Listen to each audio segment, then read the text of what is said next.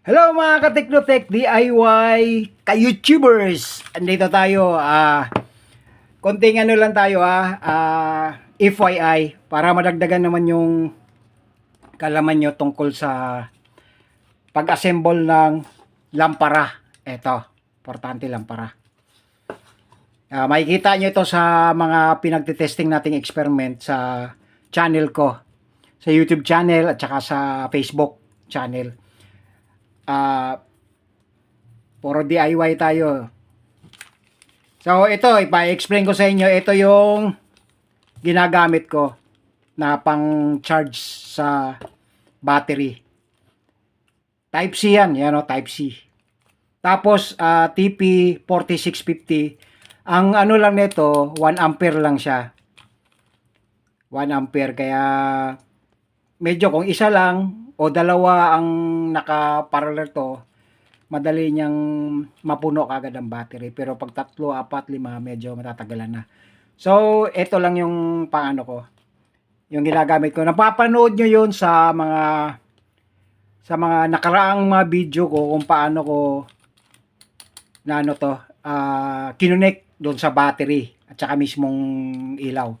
So, itong yung upgrade natin. Ito yung DC to DC back converter na power supply module. Ang input dito mga loads, ang kinagandaan nito is 5 volts to 30 volts. Tapos, ang output niya regulated. Mamimili ka na lang na 3.5, 5, 9 at saka 12. Kasi ito sa akin, pinili ko 5 volts para dito sa 18650 na lithium ion. So, yan ang pinili ko. Ang ginagandahan tong dalawang comparison nito, ito 1 ampere ang output. Ito naman 1.6. Pero ang maximum nito is 3 ampere. Kaya mas malakas to.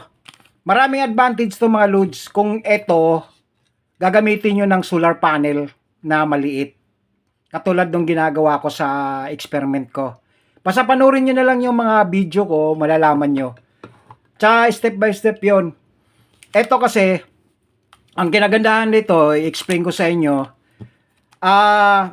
kahit gamitan nyo ng, ito yung panel ko na Ditiklop foldable.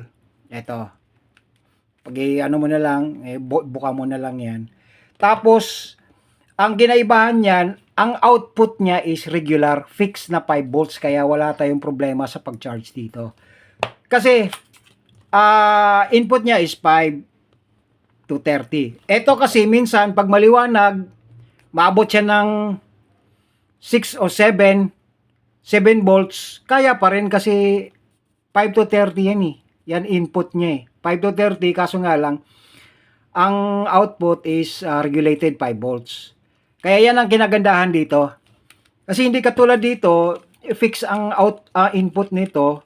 Yung pag ito ilagay mo, magkaroon siya ng difference sa output. Kaya ito yung ginamit ko, kaya may fixed output siya. Tapos ang ano nito, ang kinagandahan, pag bumaba o tumaas yung voltahe, kaya pa rin niya. Ang output niya is regulated 5 volts. So, yan ang diferensya niya mga loads. Ito lang update natin sa ngayon. Kasi, ito gagamitin ko pag maglalagay ako ng solar panel na jack para dito. Para pwede siyang sa easy, sa mismong cellphone charger. At saka pwede rin siyang dito ka mag-charge pag nasa bundok ka. Siyempre, wala nga namang kuryente sa bundok. Ito ang dala-dala mo. So, yan ang kakaibahan mga loads. So, maraming salamat. Makikita nyo sa future na pag-assemble ko, na ilalagay ko to. Kaya, don't forget to subscribe na lang sa YouTube channel ko para makikita nyo yung mga updates ng mga ginagawa ko. So, marami tayong mga loads. Marami pa yan. Oh. Kung ano nang gagawin natin. Tungkol dyan sa electronics. Meron pa. Yan. Mga electronics yan. Tapos gagawin natin para hindi niya yun na kailangan bumili pa ng emergency light at saka emergency lamp na ganito, lampara. Kagawa na to. Meron na akong nagawa niyan, pero panoorin niyo na lang sa mga previous na vlog ko na na-download ko dito sa channel ko sa YouTube tsaka sa Facebook. So maraming salamat mga Lods. Yun lang po. Maraming salamat sa panonood nyo. Salamat. Balang araw pag tumaas yung subscriber ko rito, ipamigay ko lahat yan sa inyo. Sige, maraming salamat. Bye-bye.